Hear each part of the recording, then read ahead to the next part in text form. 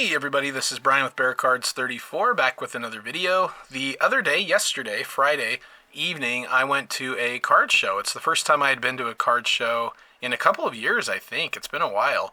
It was in Layton, Utah at the Layton Hills Mall.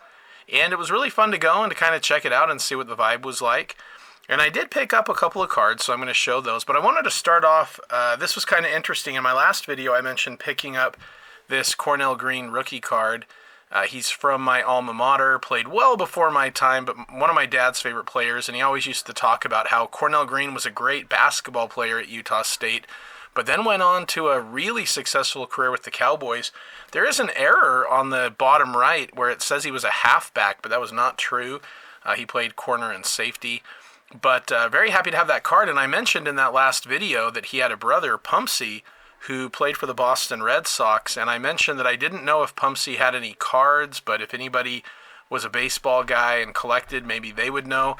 And no joke, within hours of me posting that video, I saw Eric at the Card Closet post a video, and he showed a card, a 1960 card of Pumpsie Green with the Boston Red Sox. And he mentioned in that Pumpsie actually was the one who broke the color barrier with the Red Sox. So anyway, that's a really cool video. I'll try to include a link to that in my description, so if you guys want to check that out, it's a great video. Eric has an awesome channel over at the Card Closet, so definitely check that one out. All right, now let's go ahead and get into the pickups that I got at the card show. I didn't get very much, but I'm going to go ahead and show what I did get and my impressions of the card show.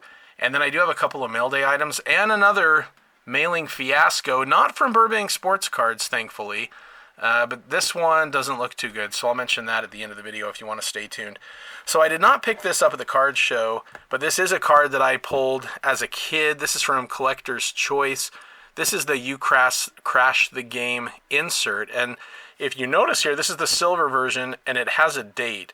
And so if you pulled these cards, if you look on the back here, it mentions that watch and see if the player scores a touchdown on the date listed on the front of this card, and if so, they're going to send you a 30-card Crash the Game set.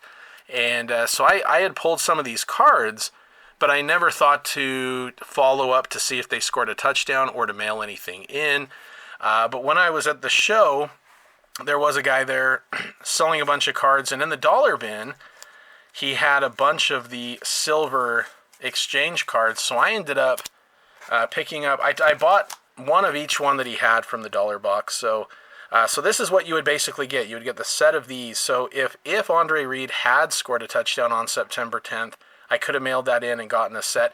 And you can find the set on eBay relatively cheap if you're interested in these. I may even decide to do that one of these days. But so this is the Dan Marino, the John Elway, Steve Young, played his ball in my home state, Troy Aikman. This is the one that I was most excited for. Barry Sanders, my favorite non-Chicago Bear of all time. Emmitt Smith and Jerry Rice. And so you'll see on the back, these just kind of mention the details. And then on the back of these, it would actually show you a breakdown of the last 4 seasons, how many touchdowns they had, and tell a little bit about them as well. So yeah, for all of those players, Emmitt Smith, 22 touchdowns that year. Yeah, so look at that with Steve Young. And back then, 42 touchdowns passing in a season, that was crazy. I mean, even Marino 31 is really good back then. But anyway, so yeah, happy to pick those up for, just from the dollar box. And then I only picked up 2 really significant cards for me. But I'm very happy to have these. So the first one here is a vintage card. And it's the 1954 Bowman Frank Gifford. And it looked pretty sharp. It had some nice corners. And just really thought that would be a cool one to add to my collection. So yeah, 1954 Bowman Frank Gifford. And it was interesting. I had this card in my hand. I was kind of debating it. And then I saw another card that the one I'll show next that I saw. So when I noticed the other card, I really wanted to get that. So I ended up putting this back, and the dealer actually said, hey, I'll give it to you for half price. So I picked it back up and said, okay, deal. But yeah, happy to have that one. Now, Frank Gifford, I remember him just for Monday Night Football, but He was a great football player, member of the Pro Football Hall of Fame. He won the NFL MVP one year. But, you'll see on the back of this card, it says in 1953, Gifford led the club in scoring, had the longest punt run back, longest run with an interception, and kicked the longest field goal. Great versatile performer, number one draft choice in 1952. And I would love to get the 1952 Bowman card. That's a great image. He's wearing one of those leather helmets. And yeah, someday I hope to have that one. But he was a great player. He could run, he could catch, play defense. So just an all-around great player. Frank Gifford, he passed away about a decade ago. I remember his wife, Kathy Lee Gifford, was on one of those early morning talk shows. Was it with Regis, I think? Regis and Kathy Lee for a little while. So anyway, happy to have that card. And then my main pickup, the one that I really wanted to get, was this one right here, if I can find it. There we go. Okay, so this is the John Stockton 2019-2020 Mosaic autograph. And I don't have a John Stockton autograph, and I grew up just a diehard Utah Jazz fan. The Chicago Bears, football's my favorite sport. The Bears are my favorite team. But after the Chicago Bears, it would be the Utah Jazz. And so I'm very, very excited to have this John Stockton autograph for my collection. I still need to get the Karl Malone auto, but I am happy to have that John Stockton. And I remember back in the day, this would have been somewhere in the early 90s, I think. My mom almost crashed into him. We had this big old van, and I was in the passenger seat. My mom was driving. My siblings were in the back. And my mom, I guess, had been veering over too far into the lane, and a car honked at us because my mom was getting too close to his car. And we turned and looked, and sure enough, it was John Stockton and his dad in that car. All he did was honk. He didn't, give us the bird or any of that kind of stuff. But, of course, as soon as we recognized that it was John Stockton, we got excited. My mom sped up a little bit to be side by side, and we all just kind of smiled and waved. And I think he was just like, okay, leave me alone. But loved watching him play. His number 12 is hanging in the rafters at the Delta Center. His statue, along with Karl Malone, is out front in front of that building. And just a great, great player. The all-time leader in the NBA history for both assists and steals. He never took a play off. He was always hustling. Just a great player. And really, really gave it his all every game. Played for 19 years for the Jazz, too. So, and, he had 9 years where he was the assist leader and just did a fantastic job. So, very, very happy to have that card. I bought both of these cards from the gentleman. He was an older guy, and he had a lot of cards. He had a whole table of just baseball, and then another table that was half basketball, half football. And I talked with him for a minute and asked, if he had been collecting for a long time. And he said he did collect when he was a kid, but he didn't have any of those cards anymore. They were long gone. But he said he got back into collecting when Shaquille O'Neal was a rookie, that he got excited about cards again, and that he's been collecting ever since. And he says he's getting to an age now where, he can't take him with him, so he just thought it would be good to work on, giving them to other people and making a little money on the side. He said that he kind of told me about the tables and how much it costs to have a table. But I'll tell you that between my purchases and the guy right before me who got some really nice cards, he more than paid for his table just from the two of us for the weekend. Now, as far as the card show itself, it was interesting, right? When I was a kid, I've mentioned this on my channel before, but the card boom, we'll call it that. I like that better than junk wax area. John Mangini likes to call it the card boom. But back then, we had these giant card shows that were just filled with tables everywhere. And we'd have athletes like Barry Sanders, Emmett Smith, Gale Sayers, Jim Plunkett even, Tony Dorsett, who would come and you could get their autographs and meet them along with all the card tables. These are much smaller in scale. And I would say almost half of the tables were Pokemon, so I was skipping right by those. No offense to Pokemon. And a lot of modern stuff, which in my opinion, a lot of it was overpriced. They had like PSA 9 modern cards, base cards, and kind of like parallels that aren't that rare that were being asked way too much for. So I was kind of not interested in that. And another bummer was there were hardly any Chicago Bears cards. I saw one Matt Forte National Treasure autograph that was really sweet that I also thought was pretty overpriced.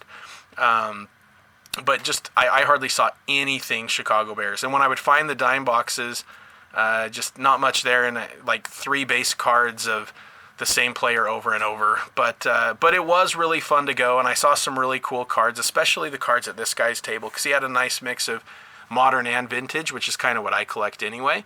And some nice tables there, good stuff. And look, I like dealers when I'm at a card show. Like, I wear a Chicago Bears hat, for example, or a Utah Jazz hat, and they'll pounce on that and then be throwing one card after another your way. Oh, you like the Bears? Here's this, here's that, here's this, here's that.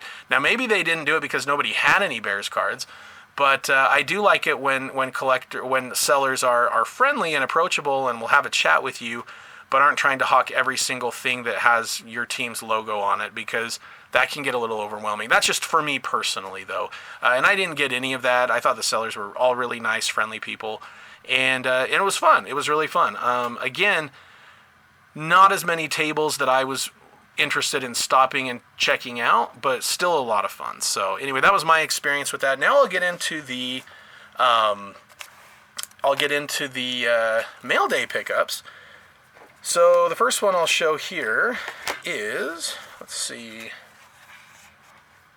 Okay, this is a I really, really like the look of this card. So this is a 2015 Topps Finest Green Refractor, and it has the Topps Finest 1995 design.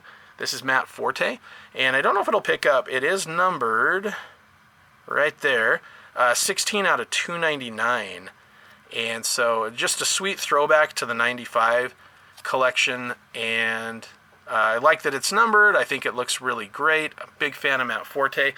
Not to the extent of Frank Gifford, but similar in the sense that he was a really good, versatile performer on offense. He could run, he could catch. He was one of those guys who really put a lot of effort in when he was playing, and a fan favorite in Chicago for sure. And then I got one more card of his. This is the 2011 Topps Chrome Sepia design. Let me take it out of this top loader. I think it might show a little better. Okay, right there. I just love that image. And with the sepia, with the dark color of the jersey, it's just a cool looking card. And that one's numbered 48 out of 99. That's the 2011 year. There's a Brandon Marshall one and a Jay Cutler as well that I think it's Jay Cutler. Yeah, I want to kind of pick those up if I can some point as well. But yeah, very happy to have those Matt Forte cards. And then there was one other card that I ordered that came in, and I'm going to take that out of the top loader as well. This is a 2000 rookie card of Brian Urlacher. This is Collector's Edge Hollow Platinum Preview. Now, these preview cards were numbered.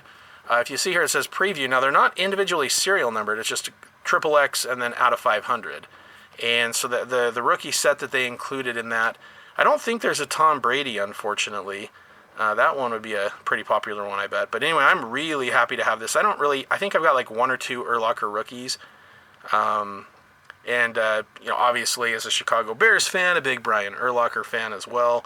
So very happy to add that to my Bears PC. So yeah, no Chicago Bears cards from the card show, but a couple mail days.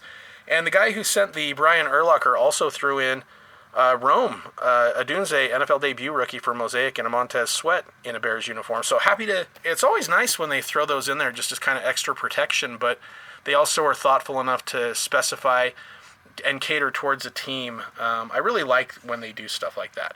Okay, so the last thing I'm going to mention here, I'm going to kind of clear this to kind of show you. Let's see. Okay.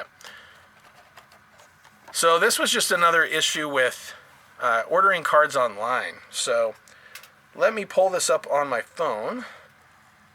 Okay, so you can see here, I ordered an Archie Griffin Chronicles for $20, autoed out of 75.